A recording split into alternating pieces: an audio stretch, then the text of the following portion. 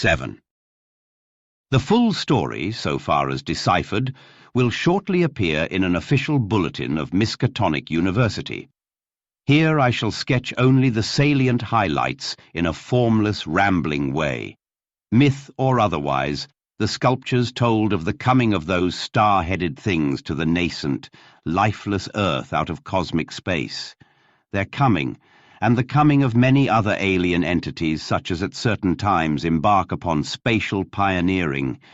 They seemed able to traverse the interstellar ether on their vast, membranous wings, thus oddly confirming some curious hill folklore long ago told me by an antiquarian colleague.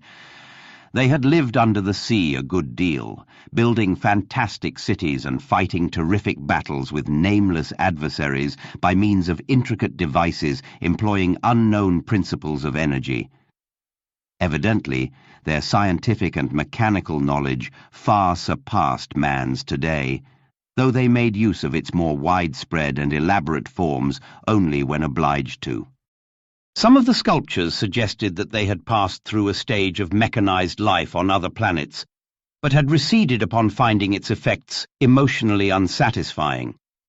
Their preternatural toughness of organization and simplicity of natural wants made them peculiarly able to live on a high plane without the more specialized fruits of artificial manufacture, and even without garments except for occasional protection against the elements. It was under the sea, at first for food and later for other purposes, that they first created Earth life, using available substances according to long-known methods. The more elaborate experiments came after the annihilation of various cosmic enemies.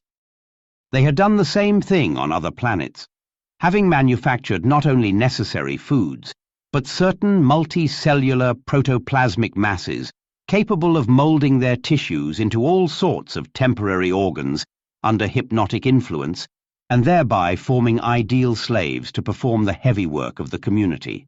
These viscous masses were without doubt what Abdul al-Hazred whispered about as the Shoggoths in his frightful Necronomicon, though even that mad Arab had not hinted that any existed on Earth except in the dreams of those who had chewed a certain alkaloidal herb.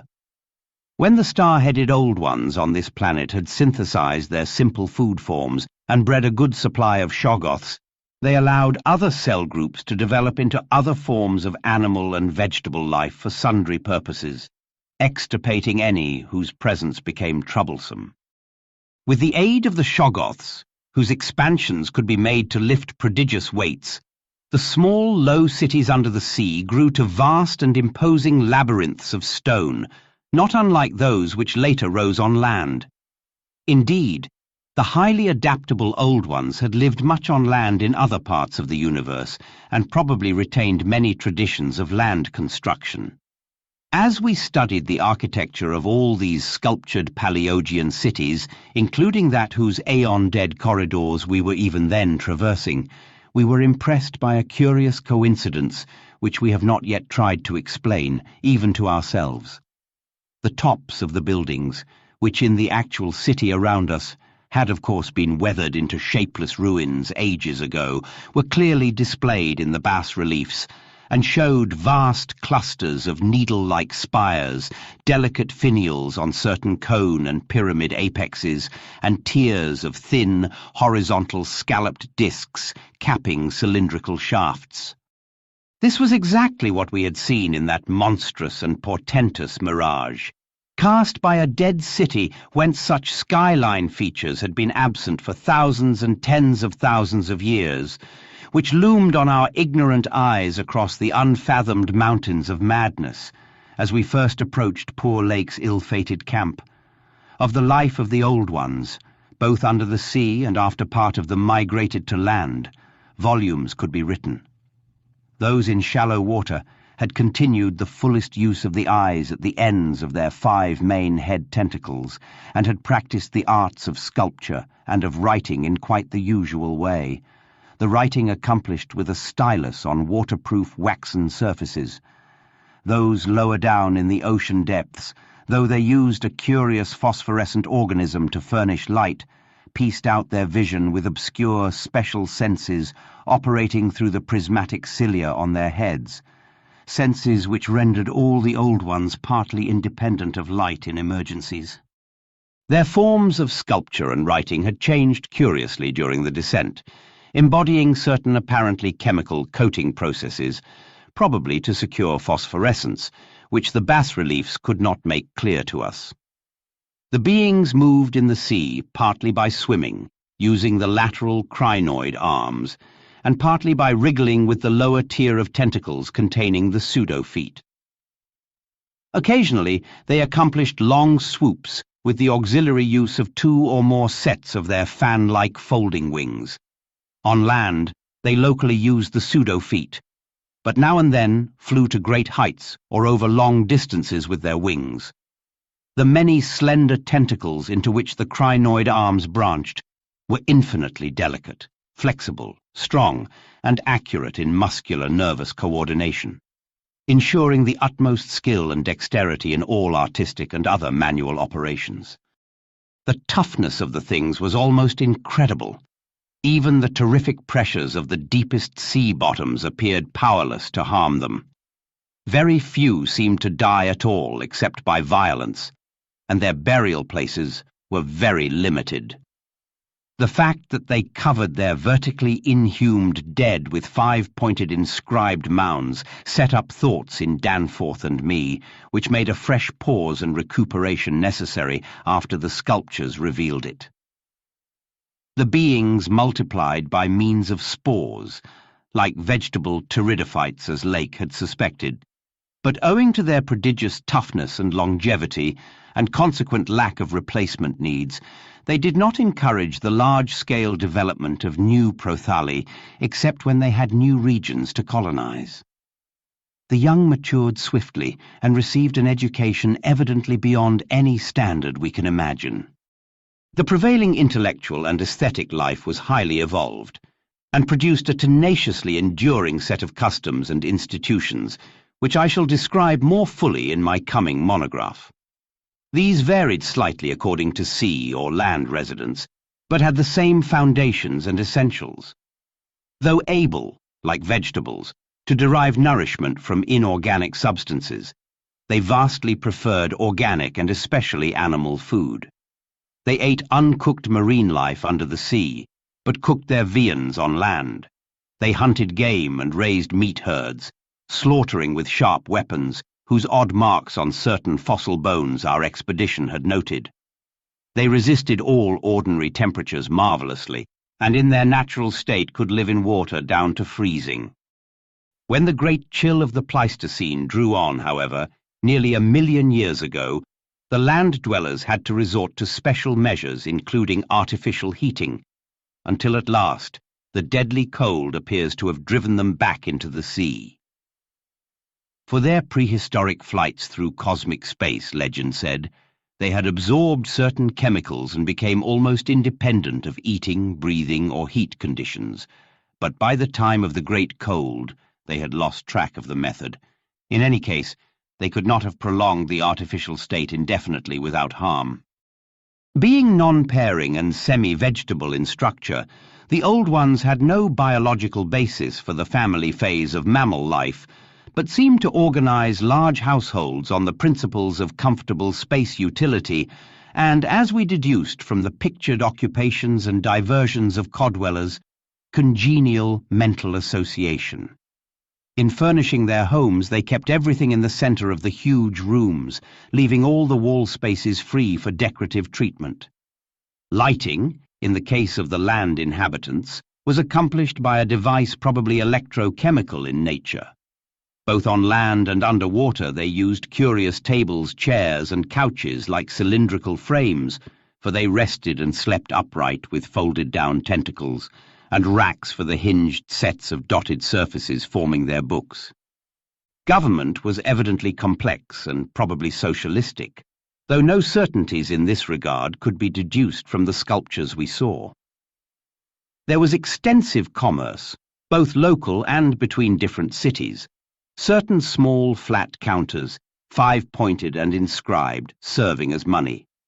Probably the smaller of the various greenish soapstones found by our expedition were pieces of such currency.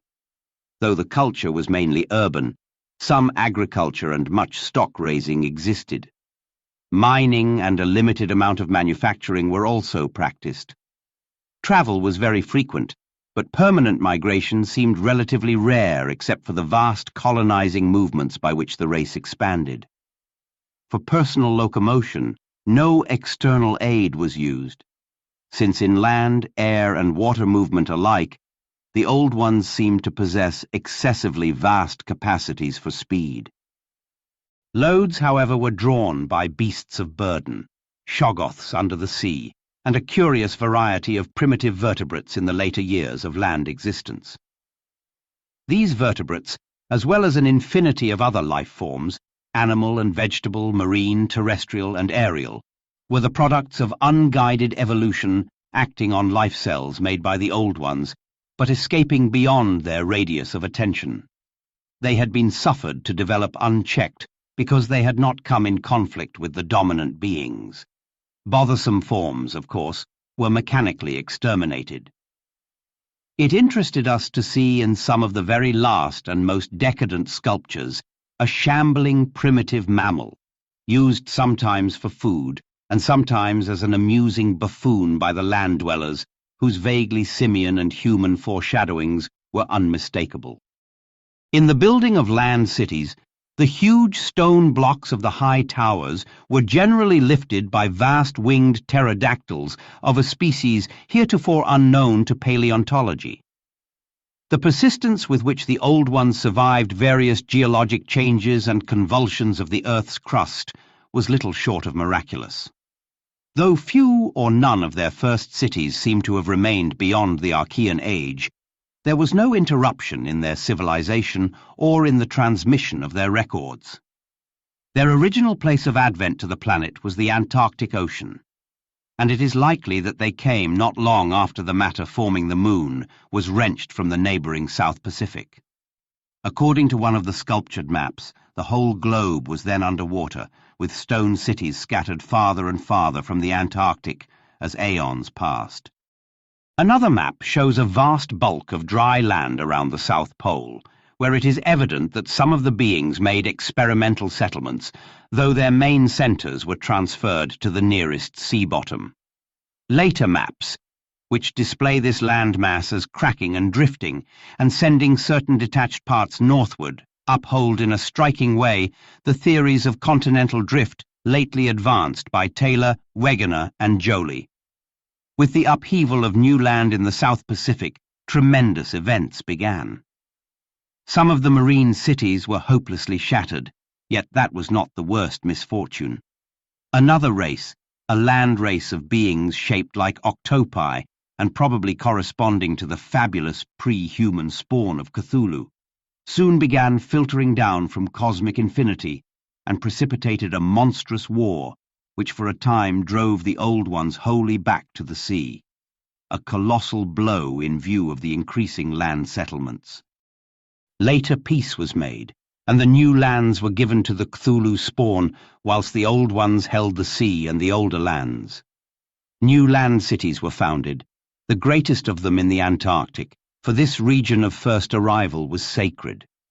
From then on, as before, the Antarctic remained the centre of the Old Ones' civilization, and all the discoverable cities built there by the Cthulhu spawn were blotted out. Then suddenly, the lands of the Pacific sank again, taking with them the frightful stone city of Relea and all the cosmic octopi, so that the Old Ones were again supreme on the planet, except for one shadowy fear about which they did not like to speak. At a rather later age, their cities dotted all the land and water areas of the globe, hence the recommendation in my coming monograph that some archaeologist make systematic borings with Peabody's type of apparatus in certain widely separated regions. The steady trend down the ages was from water to land, a movement encouraged by the rise of new land masses, though the ocean was never wholly deserted. Another cause of the landward movement was the new difficulty in breeding and managing the Shoggoths upon which successful sea life depended. With the march of time, as the sculptures sadly confessed, the art of creating new life from inorganic matter had been lost, so that the old ones had to depend on the moulding of forms already in existence.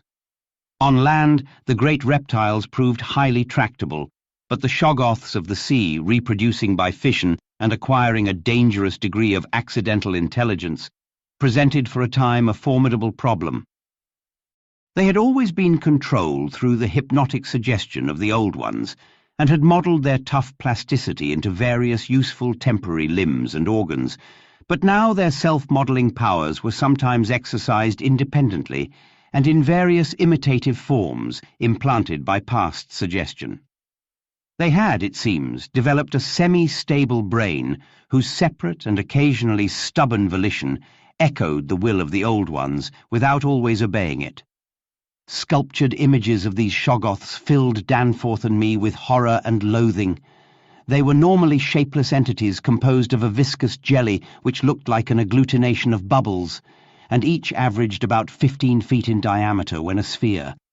They had, however, a constantly shifting shape and volume, throwing out temporary developments or forming apparent organs of sight, hearing and speech in imitation of their masters, either spontaneously or according to suggestion. They seem to have become peculiarly intractable toward the middle of the Permian Age, perhaps 150 million years ago, when a veritable war of resubjugation was waged upon them by the marine Old Ones. Pictures of this war, and of the headless, slime-coated fashion in which the Shoggoths typically left their slain victims, held a marvellously fearsome quality despite the intervening abyss of untold ages. The Old Ones had used curious weapons of molecular disturbance against the rebel entities, and in the end had achieved a complete victory.